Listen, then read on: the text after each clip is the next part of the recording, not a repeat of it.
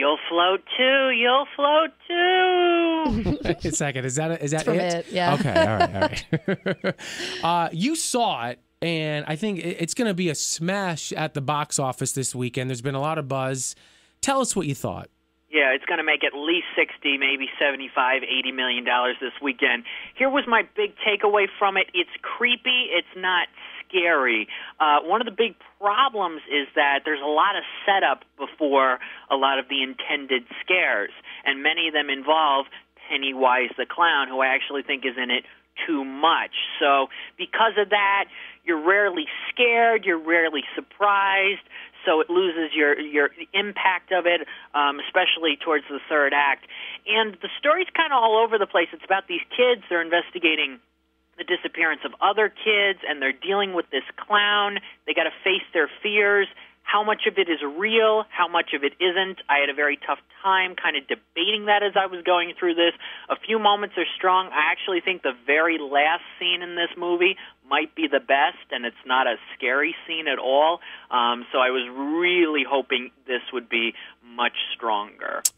Yeah, that's kind of the vibe that I got from, like, you know, what the critics said and stuff. They mentioned that, like, the creepy elements were, like, when they took you down into the sewer and stuff like that. Is that accurate? Yeah, they take you down into the sewer a lot, especially in the latter portion as the story moves along. But there's a lot of typical elements about bullying and some of the struggles from these kids. The film is set in 89. Stephen King wrote this novel in 86, so obviously they changed up some things here a little bit. But yeah, it's going to be, I think, different than what horror fans are going to expect. Just like Get Out was earlier this year, Get Out was not a horror movie by any means. This film definitely has some gory elements to it, but there's a lot of other things going. All right, talk to us about the new Reese Witherspoon film, Home Again, which is coming out this weekend. Yeah, I saw this a few weeks ago in New York City. Reese Witherspoon plays a mom recently separated from her husband. She moves with her two daughters back to the L.A. home she grew up in. And then you got three 20-something-year-old filmmakers who she decides to let stay in her guest house. This is directed by Hallie Myers-Shire. She's the daughter of Nancy Myers, who's made a lot of rom-coms over the years. Reese has a few very strong scenes here. I like some of the subplots, but it is rom-com heavy. There are some tame elements to it. It's goofy in places. It's very fluffy. I wish it took some more chances. If you like this genre, it's passable, but otherwise it's not worth seeing Home Again, unfortunately. Lights, Camera, Jackson with us. He takes us behind the screen. So, like, listen, the talk in the past couple of weeks has been Hurricane Harvey, and now it's Irma, and then it's Jose who's, you know, on the horizon. There's a movie coming out, and I've been seeing some trailers for it called Geostorm, which feels like one of these sort of Armageddon, Independence Day type films about natural disasters like hurricanes. It's coming out in October. Appeared a little bit insensitive to me. What are your thoughts on this film? Yeah, it comes out October 20, and Warner Brothers started the marketing on this months and months ago with a first trailer that was very dramatic, very intense, looked pretty good, this movie. But then the trailer that just came out a couple months ago, the most recent one, has a lot of humorous elements to it, and I'm not sure they're very strong. This movie's got Gerard Butler, Andy Garcia, Ed Harris, a decent cast. The visuals don't look that spectacular to it.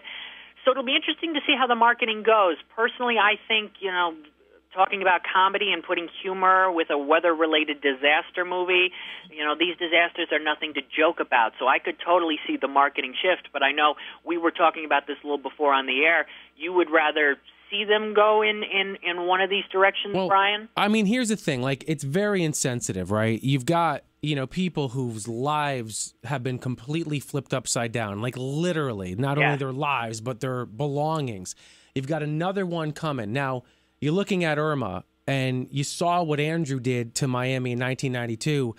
Irma, I mean, looks like the big brother to Andrew. You know, you've got Jose, which they're worried about. Like, doing a natural disaster film, having it come out around the time that natural disasters happen, it just seems insensitive. It feels like a movie that they would almost have to push back. Give it a couple of months. You know, release it not during hurricane season. Right. It's tough to say. I will say, just to make sure everybody knows, these are man-made disasters, weather-related disasters that we're talking about with Geostorm. But at the same time, this is what's on people's minds as they see the trailers for this movie. There are actually 5 or 6, maybe even 7 wide-release movies coming out that weekend as of right now. So I could totally see, potentially, Geostorm just kind of get buried underneath all the others, Medea and some other movies coming out on October 20 because of what's going on right now and because of the competition. Do clowns scare you? Not necessarily, but boy, if you are afraid of clowns, you should stay far away from it as you and possibly balloons, I would assume. Holy cow. At one point, his face, like there's monster elements, things that come out of his face. It's almost like a weird shark that comes out of Pennywise the clown's face. Yeah, if you are scared of clowns, you should stay away from movie theaters for about 6 or 7 weeks. I'll tell you what, 6 or 7 weeks. I'm glad that you said that because, you know, there are probably some people going to see a movie called It. They have no idea what the hell they're going to see until they get in there. So just they're going to walk out Yeah. so fast once they see the first sighting of the clown. Holy cow, yes. All right, Jackson, as always, and if people want more from you, how can they get that?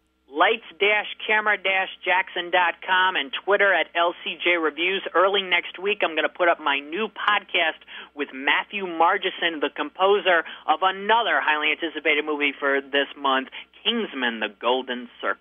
Great stuff, brother. We'll talk to you next Friday. Thank you, Jackson. Thank you very much. Bye-bye.